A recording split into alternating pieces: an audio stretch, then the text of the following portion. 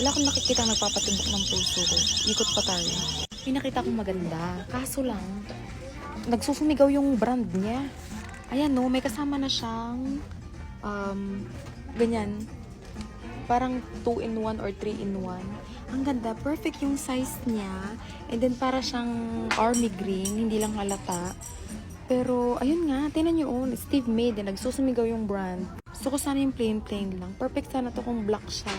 Or light color.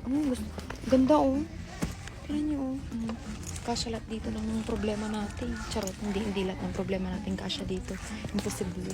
Ay, itong ganda Ito maganda yung kulay. Wala, mga bakla. Walats tayo today. Pero, meron pa akong ilang buwan para maghanap. Ganda nito. Ang ganda ng size niya. Nakita akong pink na bag. Ang ganda. Cute. Diba? Sarap ihampas sa kaaway. Charing!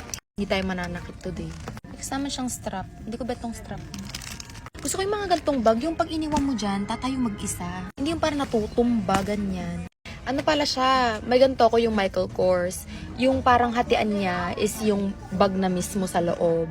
Mas maganda kasi kung, alam niyo yung mga bag sa Amazon, yung meron na siyang lalagyan ng tubig, merong corner for laptop.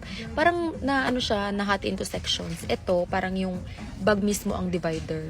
Pero ito yung ideal size ko. Kung may mas malaki pa dito, perfect. Pero ito, wag naman ganito kalaki Para siyang bayon. Mga gantong shape, hindi ako fan. Gusto ko yung mga ganito lang, yung mga square.